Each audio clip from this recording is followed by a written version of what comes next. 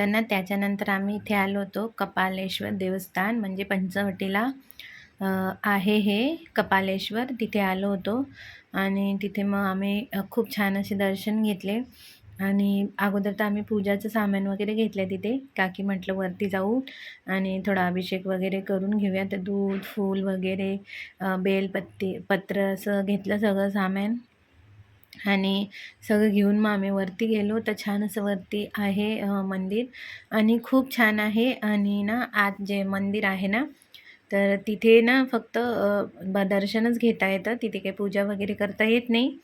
पण बाहेर त्यांनी पिंड ठेवली आहे, तिथे आपल्याला अभिषेक वगैरे करता येतो. आणि खूप छान असं एकदम मंदिर आहे बघा. इथे लाईन लागली होती. म्हणजे सुट्ट्या होत्या तर सगळेच लोक येतात ना, मग थोडी गर्दी तर होतीच. पण एकदम पटापट पटापट असे दर्शन होत होते. आणि खूप छान मंदिर आहे, मोठं आहे. थोडंसं वर चढून जावं लागतं. तर इथे बघू शकता. आणि इथे साईडला ना असं पिंड ठेवली होती. आणि मग तिथे अभिषेक करायचं होतं. बाहेर आल्यावर अगोदर दर्शन वगैरे घ्यायचे होते. तर मग आम्ही असे लाईनमध्ये लागलो होतो. तर इथे बघू शकता किती छान असे भोलेनाथांचे दर्शन तुम्ही पण करून घ्या. आणि इथे मग असे मस्त दर्शन झाले भोलेनाथांचे. म्हणजे आपलं जे हार फूल वगैरे असतं ना, ते आपण देऊ शकतो त्यांना आत वगैरे. पण मग आपल्याला जर का अभिषेक वगैरे करायचा असलं तर इथे बाहेर बघा असे पिंड ठेवली आहे. तिथे येऊन आपल्याला अभिषेक वगैरे करावा लागतो. तर इथे मग आम्ही सगळ्यांनी दूध आणलं होतं ना, तर सगळ्यांच्या हाताने थोडं थोडं दुधाचा अभिषेक केला. आणि त्याच्यानंतर मग बेलपत्र, फुलं वगैरे चढवले, पाया वगैरे पडल्या. आणि मुलांना पण करायला लावलं होतं. आणि ना तिथे ना असं दिवा बनवून देतात, म्हणजे तुपाच्या वाती असतात त्या पण देतात. मग त्या पण आम्ही पेटवल्या होत्या. आणि खूप छान वाटत होतं. मस्त आमचे दर्शन वगैरे झाले. आणि खूप दिवसांनी असं दर्शन वगैरे करून खूप छान बरं वाटलं आम्हाला. आणि मस्त अभिषेक वगैरे सगळ्या मुलांच्या हाताने केला होता बघा. मम्मी सगळ्यांना थोडं थोडं असा अभिषेक करायला सांगते, की या सगळ्यांच्या हाताने करा. सारखं आपण म्हणजे भोलेनाथ तर सगळीकडेच असतात. पण ना असं मोठे देवस्थानाला आले ना तर खूप छान वाटतं. त्याच्यानंतर मग आम्ही खाली उतरत होतो ना, तर साईडला असं इथे ना दत्तगुरूंची मूर्ती आणि गायत्री माता ची मूर्ती असं छान असं तिथे पण अशा मूर्त्या ठेवल्या होत्या आणि छान असं सजवलं होतं. मग तिथे पण आम्ही पाया वगैरे पडून घेतल्या. आणि मग आम्ही खाली उतरलो. आणि पंचवटीलाच होतं हे मंदिर, पंचवटीलाच आहे. मग आम्ही बाहेर निघालो आणि इथे ना मग डायरेक्ट आम्ही ह्याला पंचवटीलाच म्हणजे तिथे गेलो नदीच्या तिथे.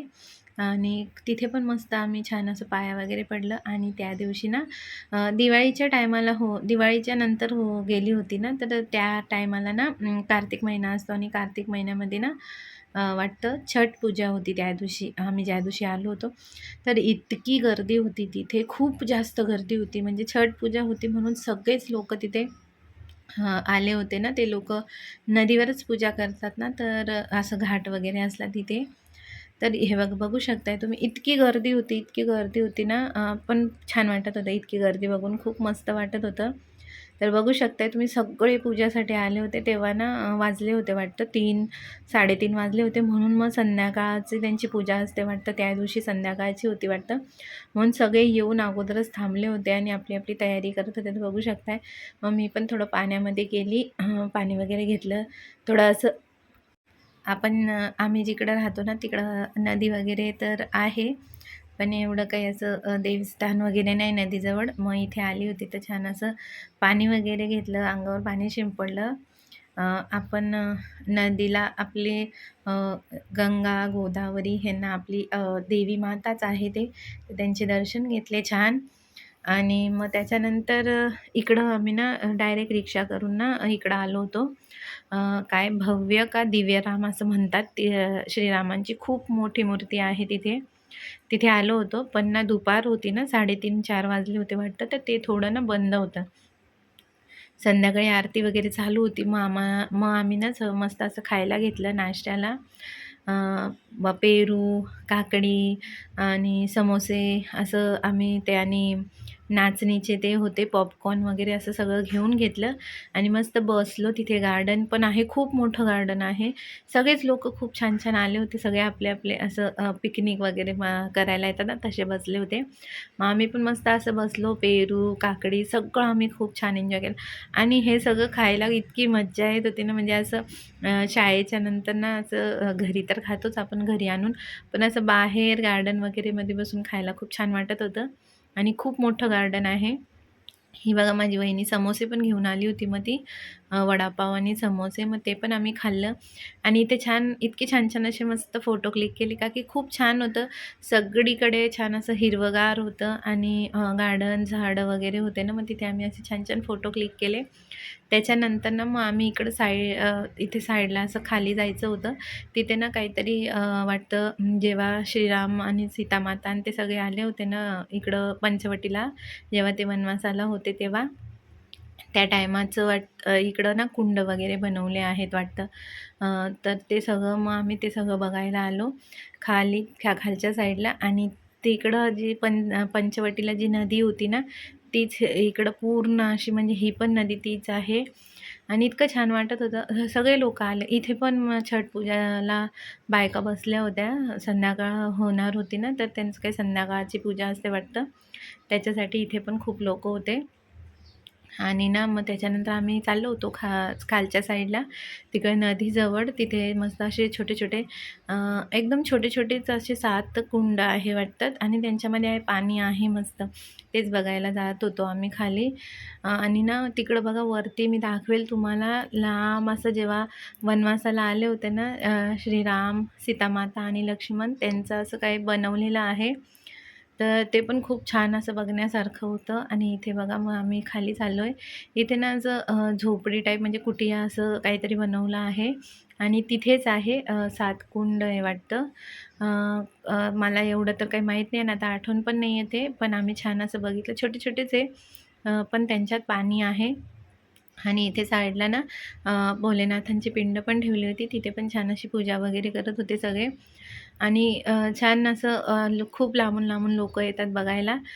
खूप छान वाटतं आणि गेलंच पाहिजे आपण आणि जे काही आहे आपल्या भारतामध्ये हे सगळं आपल्या मुलांना आपण दाखवलंच पाहिजे. तर आता मम्मी आणि ते राहतात म्हणून मी पण आली आणि मी तर पहिल्यांदाच आली होती हे सगळं बघायला आणि हे बघा इथे छान असं ते ना तिथे पण तेच होतं जेव्हा रावणच्या बहीणचं ना नाक कापतात ना लक्ष्मण ते तिथे पण तेच दाखवलंय वाटतं आणि मस्त मग इकडे बघा छोटे-छोटे मी कुंड दाखवते. इकडे एक होतं आणि इथे बघा इथून नदी अशी वाहत होती छान मस्त आणि पाणी पण छान होतं. असं खराब पाणी नव्हतं तिथे.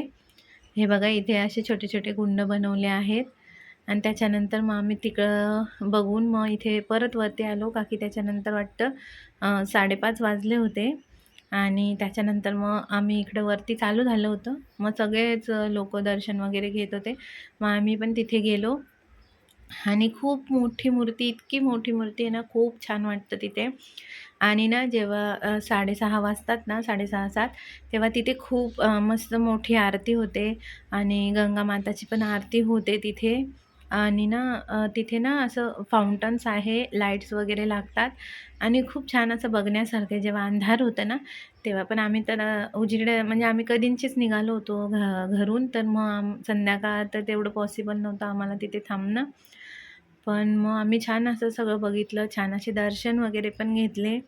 खूप मोठी मूर्ती आहे आणि खाली असं छोटंसं फोटो ठेवला आहे. तिथे छान असं पाया वगैरे पडता येतात तुम्हाला आणि प्रसाद वगैरे पण देतात ते. खूप मस्त वाटत होतं. मग आम्ही सगळ्यांनी छान असे दर्शन वगैरे घेतले आणि तिथे बसून आम्ही सगळ्यांनी फोटो वगैरे पण काढले होते भरपूर. हे बघा फाउंटन चालू झाले आहेत आणि नंतर ना लाईट्स पण लागतात त्या फाउंटन्स म्हणजे वेगवेगळे लाईट्स लागतात ना तेव्हा खूप छान वाटतं. त्याच्यानंतर पण आम्ही तिथे पण फोटो काढले आणि मग आम्ही बाहेर आलो आणि बाहेर ना साईडला ना लक्ष्मणांचं शेषनाग अवतार आहे ना, तिथे त्यांचं मंदिर होतं. इथे बघा आम्ही तिथेच चाललो आहे आणि तिकडं ना खूप असं स्टॉल पण लागले होते सामान घ्यायला. तर इथे बघा असं एकदम छान छान असं ना भिंतीमध्ये असं छान काम केलं आहे त्यांनी. खूप छान असे पेंटिंग्स काढले. पेंटिंग म्हणू शकता, आता मला सांगता येत नाही आहे, पण खूप छान असं मस्त त्यांनी ड्रॉइंग केली आहे. सगळं दाखवलं आहे रामायणमध्ये काय काय झालं होतं ते सगळं दाखवलं. इथे गणपती बाप्पांचे पण दर्शन झाले आमचे. खूप मोठे गणपती बाप्पा होते. इकडे छोटे छोटे स्टॉल लागले होते. ते बघा इथे श्री लक्ष्मणजीचं शेषनाग अवतारांचं मंदिर होतं ते. मग तिथे पण आम्ही पाया पडल्या आणि इथे पण छान असं सगळं बनवलं होतं, की लक्ष्मणांनी काय काय केलं होतं, कसं काय झालं होतं, ते सगळं असं बनवलं होतं छान. आणि सगळ्या मुलांना पण आम्ही दाखवलं. इतकं छान वाटत होतं आणि ते सगळं बघून खूप छान असं जसं आपण रामायणच बघतो आहे तसं वाटत होतं. मग आम्ही तिथे पण पाया वगैरे पडून घेतल्या. तर इथे बघू शकताय, तुम्ही पण दर्शन करून घ्या. मस्त इथे आमचे दर्शन झाले. छान वाटत होतं. मोठं होतं मंदिर ते पण. तिथे पण मस्त आम्ही पाया वगैरे पडून घेतल्या. आणि इकडं पण वाटतं लक्ष्मणजीच होते वाटतं. मला काही आठवण नाही येते एवढं. तर बघा इथे श्री लक्ष्मणजी शेषनाग अवतार असं लिहिलं होतं तिथे. आणि मग बाहेर आलो तर तिथे बघा मी असं पूर्ण रामायणमध्ये काय काय झालं आणि ते सगळं असं भिंतींमध्ये काढलं होतं. असं वाटतं ना की आपण रामायणच बघतो, इतके छान छान असं तिथे बनवलं. तर असा होता व्लॉग. कसा वाटला नक्की कमेंट करून सांगा. लाईक आणि सबस्क्राईब करायला विसरू नका. श्री स्वामी समर्थ.